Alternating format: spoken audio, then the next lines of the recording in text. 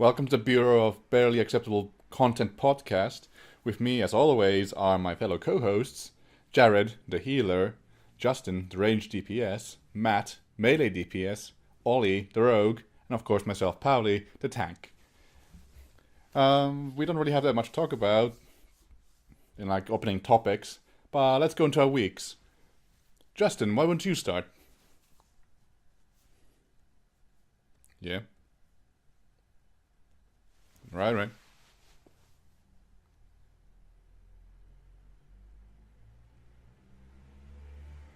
Sure.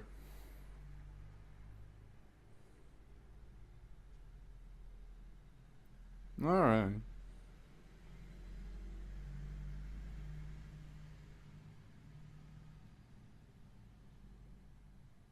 Yeah, alright.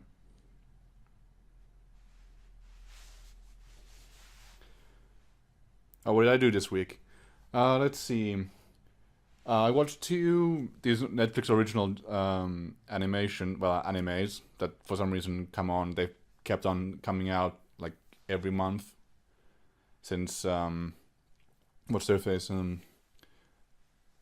Little Man Crybaby came out, and it's it decreases in quality over time. It seems like with the shows, even though it's Bones that came out with the latest one, because Bones usually has really good. They've done really good shows. Like I want to say, what was it?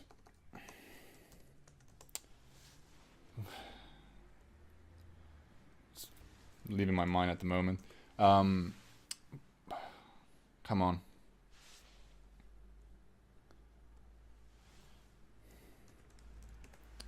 It's on the tip of my tongue, but I can't quite remember.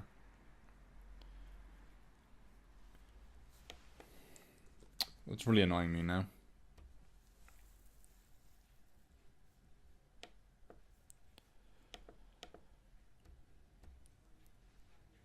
Yeah, Full Metal Alchemist Brotherhood, that's it, and Noragami and Soul Eater and My Hero Academia. I don't know. Anyway, so like the two that I watched this week, well, in between last episode and this is Be the Beginning, which is kind of a supernatural crime filler, which is like okay. It's by Production IG, and they do a pretty good job of it. And the other one was Ico, the Incarnation, which was more of a sci-fi dystopian world adventure, I want to say. Because the whole structure is getting the one character to go to this one place, and then the climax happens at the place they're trying to get to. Probably should also explain what the world of Ico is like. So apparently, during an experiment with transferring the human mind to a clone, there happened to be this like explosion of flesh that started replicating itself because it was artificial flesh, and it started replicating, and then took over a whole bunch of Japan's river. I can't remember which one it is, but they've tried to like fight it back, and then there's a whole bunch of things like how things are tied together. So it kind of has mystery elements as well. But then the other one, Be the Beginning, is all about like it's pretty much trying to be a detective thriller with some supernatural elements added in, and then how those two kind of intertwine and separate at times, because they start out being that the crimes that are happening are supernatural in nature, and that's the connection point.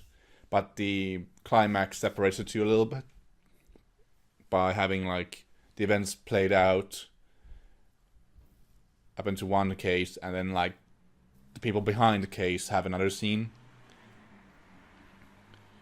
So it's like alright, but yeah, like since Little Man Crybaby, they've kind of gone down in quality, like for Netflix produced animation. But yeah, it's been fine so far. But I'm kind of dreading because like the Bones one wasn't that great, so I'm just hoping that it doesn't like go down from there.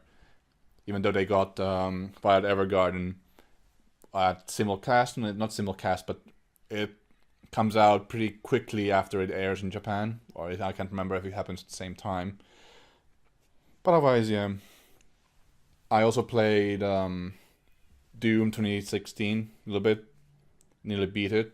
But like I just found out like how I usually do about my watching shows and watching and playing games is I do it on weekends now more of the time, like when I binge stuff, and that seems to be fine at the moment. But otherwise, yeah. Didn't do anything else this week. Did some more painting.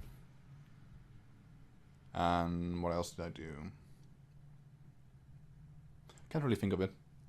But yeah, work on more assignments and whatnot. So, Jared, what did you do in your week?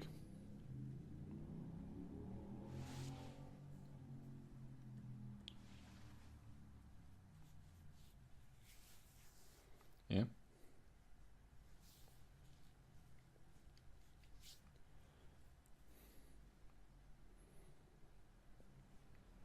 You alright?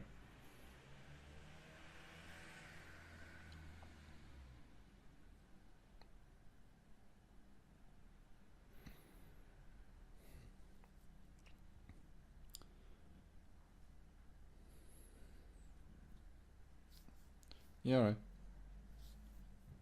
Well, thanks for the very detailed account of your week, Jared. Ollie and Matt, you want to take this next one? No? Okay. You sure? Because that's usually the function of this podcast is you guys talking for a little bit. Okay. Alright. Let's move on to news then. So, Sea of Thieves is free with when you buy a new Xbox One X for a week. Seems less like a money grab. Well, not a money grab, but trying to sell consoles some more. It's going to happen between the 18th and the 24th, which is not really a week, but it's like 6 days. But anyway, the bundle it comes with an Xbox One X with 1 terabyte of memory, a Sea of Thieves, and a select free game for a total of $299 through the website. The bundle goes on sale on March 20th. So what do you think about this? Yeah.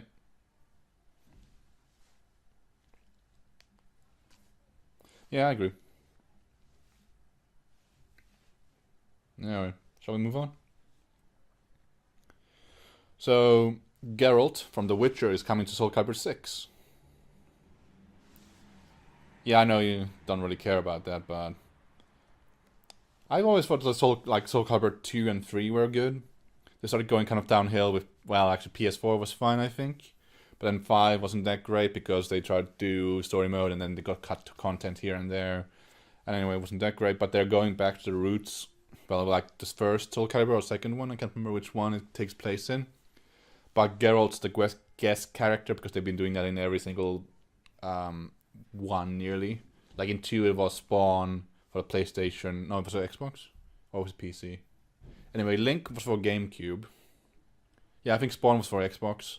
And Heihachi from Tekken was on PlayStation. And then it was PlayStation 4, 3 and Xbox 360 was... The split was Yoda and Darth Vader, which was really strange at the time. What was the first Soul Calibur 3? Was there one? Can't think of it. But anyway, Geralt's coming to this thing, and his moveset seems pretty fun. Well, I don't know much about it just by seeing what the trailer has, but it does seem to be very faithful to his character. Yeah. Yeah, alright. Fair enough. On to the next one. Monster Hunter World's first major update comes in on the 22nd of March. So they're bringing a new monster, the Devil Joe, and now I know Matt knows a lot about this because he's played a lot more of these, and he's probably gotten more annoyed at Devil Joe than any other thing, maybe. But they kind of show off what sets of weapons come off him, and their varying qualities of interestingness. Oh, and there's some adjustments. Matt, why don't you read these out?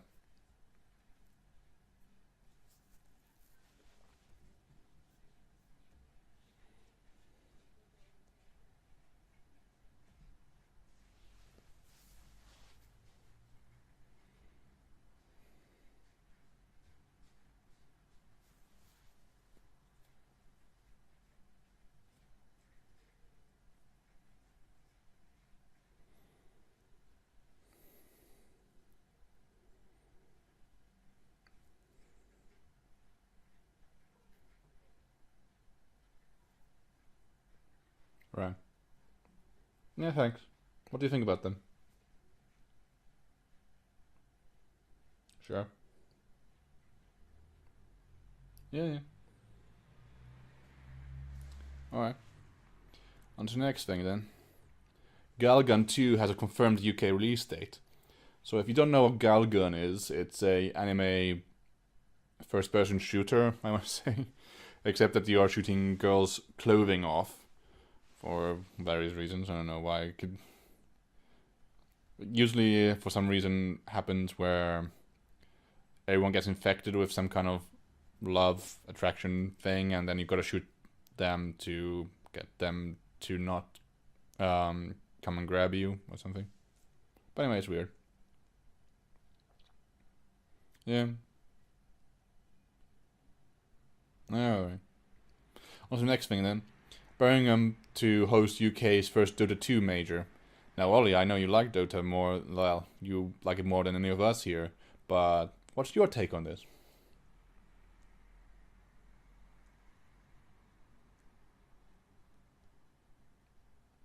Right.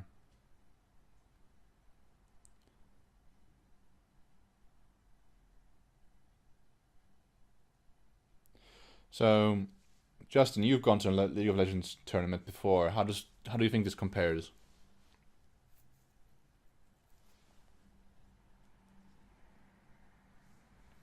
Yeah. Yeah. Sure. Okay. No, thanks for that. On to another news. Hearthstone gets a new update, well, expansion.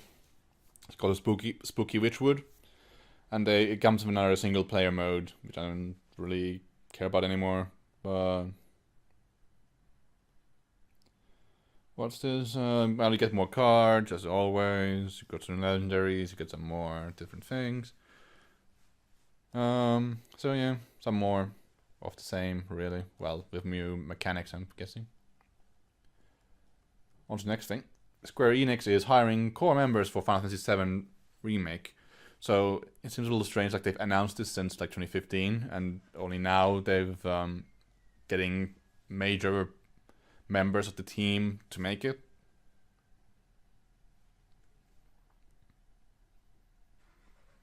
Yeah. Well, as long as it comes out at some point, I would guess. All right. Shall we move on to emails then? If you want to send us an email, other than Paul, who has been very nice and been sending us emails, send to it at us at bbacpodcast at gmail.com.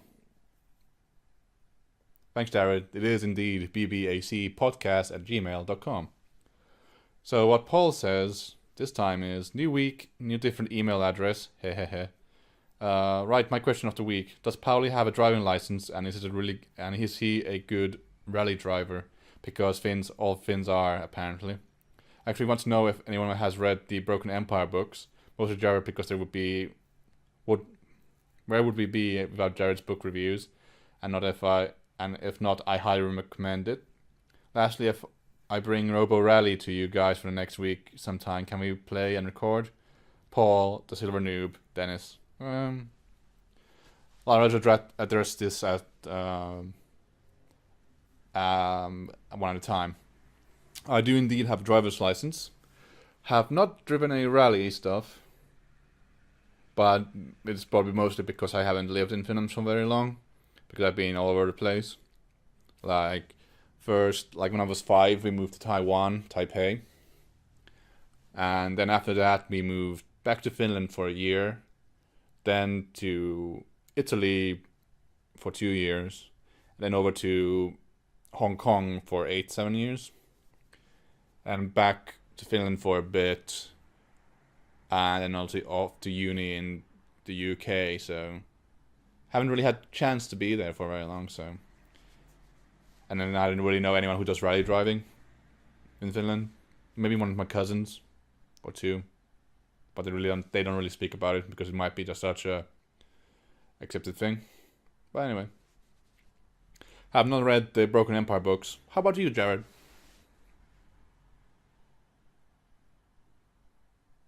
Yeah. All right. Fair enough.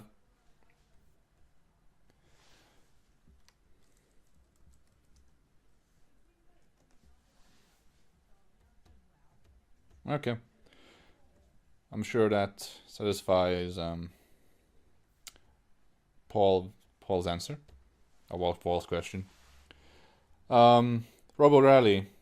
I wouldn't mind playing it. Though not next week because I fly to Finland for a week and then I'll be back.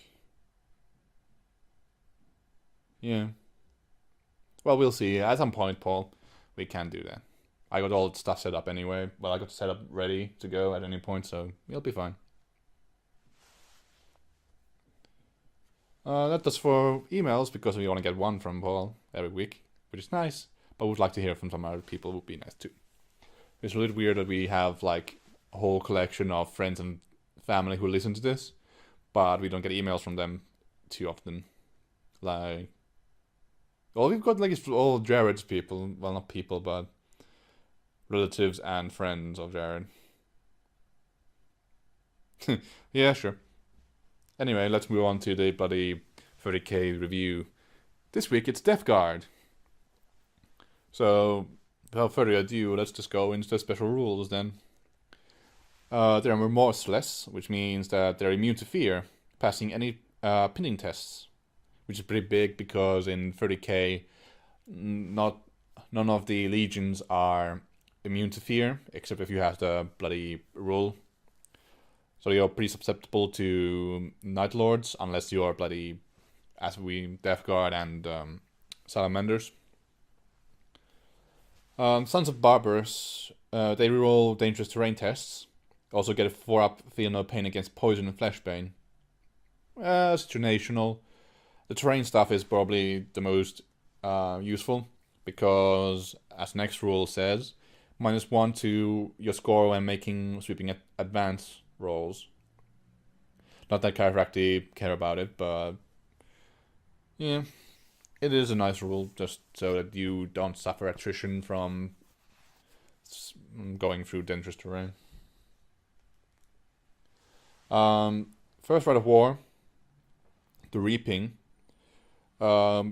It lets you take veteran tactical squads and heavy weapon squads as non-compulsory troops. Let's see. What you could do is get a Siege Breaker or Master of Signals to really boost those guys up, because that means you just have more heavy weapon squads than the other army. Impeccable. Every unit gets moved through cover. Also helps out because if you're gonna be on foot, you're gonna need to be going all the time. Well, be advancing all the time in order to get into position. Anyway. Any detachment, Death Guard character in primary attachment can take rag grenades for 10 points, which is nice, because then you just reduce toughness by 1, and then you are able to wound more, statistically more, which is always nice. No models can make run or flat out moves, which is why the move through cover and dangerous terrain rerolling with dangerous terrain tests becomes important, because these guys cannot run, so they're not going to be fast. So you kind of need to be going a full movement at every single point. Nothing may deep strike. No reason why you have to be running while moving all the time. And yeah, may only take 1 fast attack choice, which is weird. Well, kind of works into the whole thing. of them being kind of slow and always moving forward slowly rather than having a fast attack. So it works thematically. The second Rite of Battle, Rite of War, is Creeping Death. Misclad. And infantry in the detachment get 5-up cover save in open ground as long as the enemy models aren't within 12 inches of them. This can be really good because if your opponent has because the idea usually is to take a lot of AP2 weapons or AP1 weapons in order to pierce basic infantry armor and do more damage. But this will let you mitigate damage by a whole bunch. And also you can really do some nasty stuff with putting shrouding on these on the units, so you get a free upping marbles cover save. Don't know if it works anymore, but I can't remember if that changed in the new codex, new rules. But it sounds pretty interesting. You're just getting a marble save free up on normal guys, which is funny to me. Biophage Bombardment. After everyone's deployed, which includes scouts and infiltrating, you roll a d6 for each terrain piece. On a 4-up, the cover save of that cover is minus by 1, and it also becomes dangerous terrain,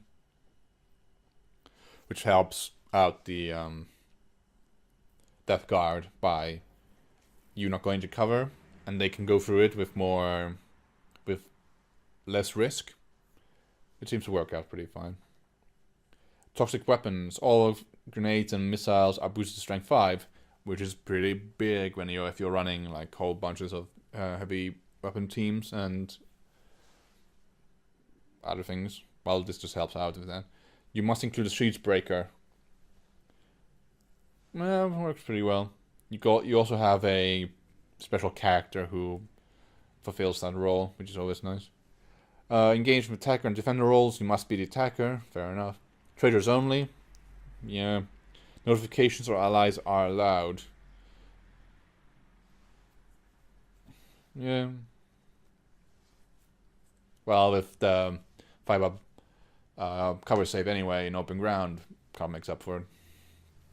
Anyway, special war gear. Any unit of vehicle with flame. Any unit or vehicle with a flame weapon can exchange it for a chem munition one, which means it has shred and gets hot. You might not want this on vehicles if they're train linked, because you already get the reroll, shred. But otherwise it's fine. It requires you to be very close to your opponent as well, which you might not be doing because you're so slow anyway. But anyway. Power Scythe. Any character, independent character, can take a Power Fist. Can instead take a Power Scythe, which is a Strength 1, +1 Strength, AP2, two-handed weapon with Ripping Blow, which makes your initiative -1, but lets you hit everyone in base contact with you, which can make it pretty advantageous. Well, yeah. The Relic, which is Barber and Furrible. Anyway, it's pretty much a sensor ball, which reduces toughness on non-Death Guard units within 6 of it by 1, which makes this pretty big if you have rad weapons, which might permanently decreases toughness by 1, so you can just wipe out units with this. And you can probably just use a Deathwing sensor ball that they have on the Terminators as one of these things. But anyway, let's get to the unique units. First one up is Death Shroud, which is the bodyguard Terminators of Mortarion. They got those power sides as I was talking about just now. You can... let me see. They're the only ones who can use them other than characters. Let's see. They got 2 wounds. They got unspecific Terminator armor. Though the models that they come with use Tartarus, but you can probably just use them with Cataphractic because for a better save. Though if you take the Reaping, you get a 5-up cover save anyway, so it could be alright. Because then you get a cover, you get a free up cover save. Or you get a librarian with shrouding. Maybe. I'm not really sure.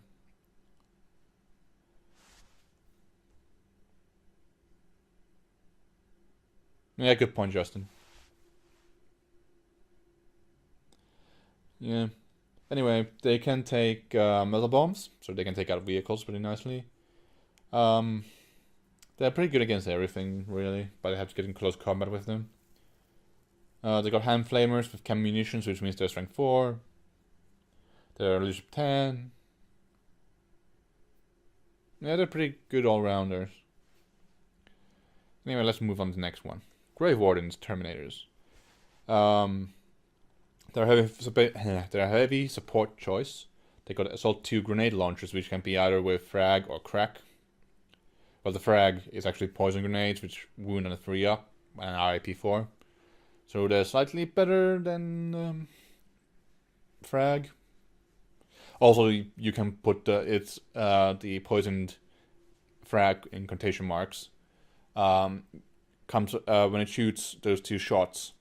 It's the small blast template, which means you get a lot of shots out of that. Also, what's really unique about these guys is that they get an Overwatch attack, even though they are in refractory armor. And any charge against them is disordered, so they take damage. So they're just like the best Terminator unit nearly, because they get the bloody Overwatch. They come with Power Fist as standard.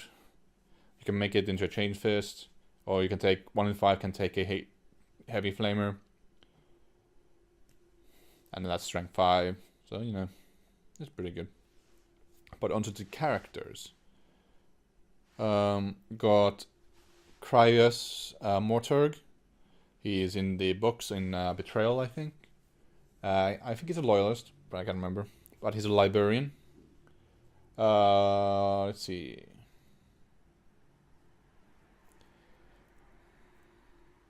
He's pretty much a centurion, but with one additional point of one more wound and 1 more point of initiative. He's got Infiltrate, Stubborn, a Power Sword, a Combi Flamer, Hardened Power Armor, and Rag Grenades. All of this for a price of pretty much a kitted out Praetor.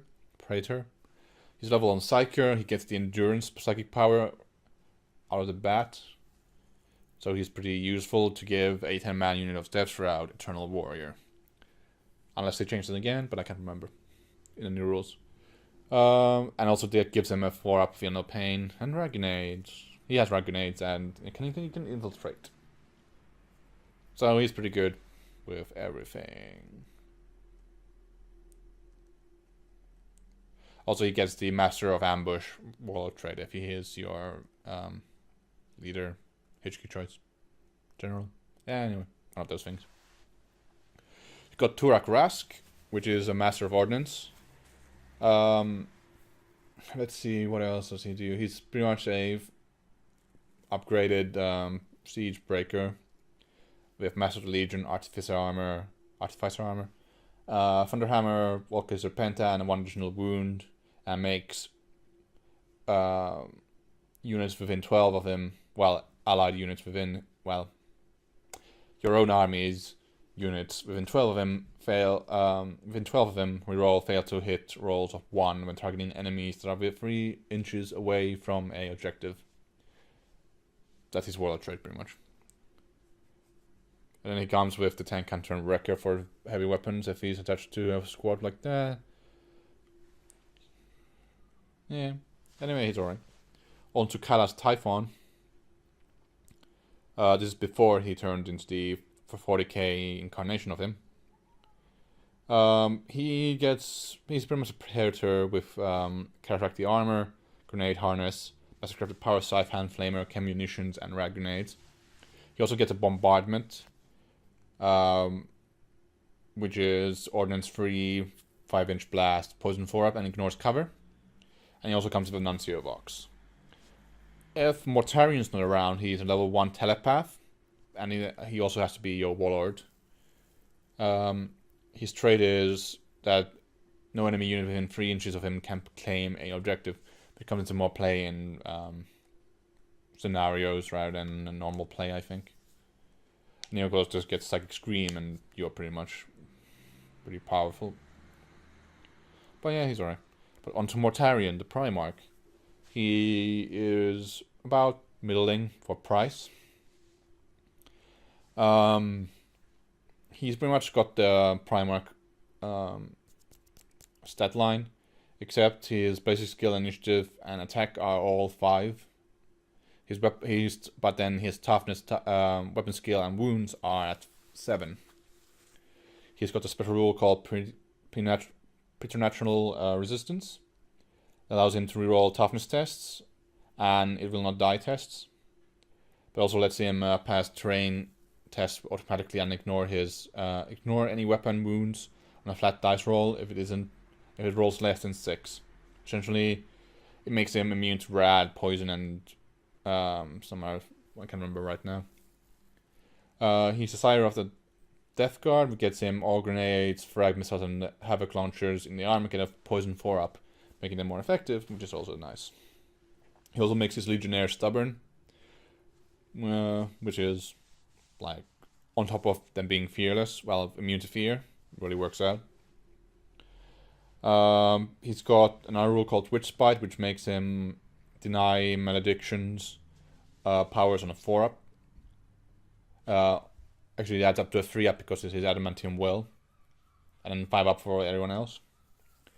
Shadow of the Reaper lets -1 to all enemies attempting to take a leadership role against his fear rating, well, fear test.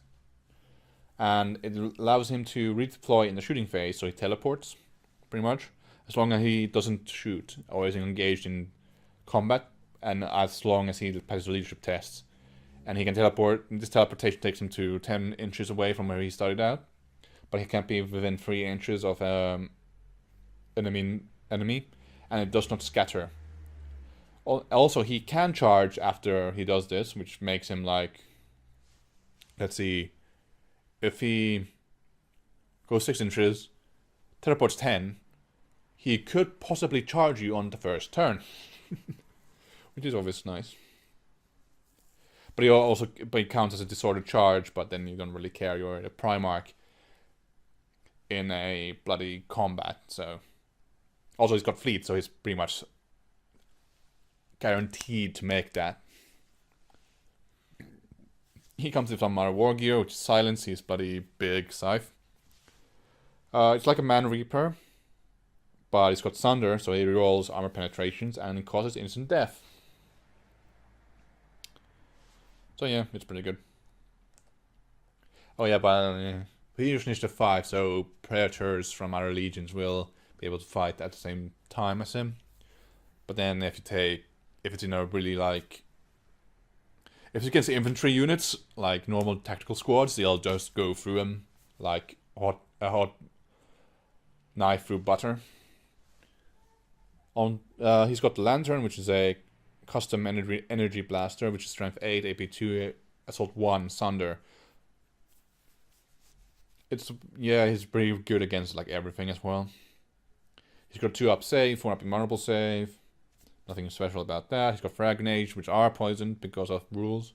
And he's also got Phosphex bombs. He can throw these up to 12 inches away, and he has unlimited number of these, which is pretty nasty. But his weaknesses are pretty much, while he's got better stats, like toughness and 7 wounds, he's also nearly immune to flashbane, poison, and sniper. He is slow and he doesn't move as he does move really quickly, but he doesn't have the initiative, which might make him lose to other Primarchs. And that's pretty much it. Their Swarm Brothers are Night Lords and Sons of Horus, which works very well with them. But anyway, shall we call it there then? Yeah, alright. So, from every one of us, see ya, bye, see you next week.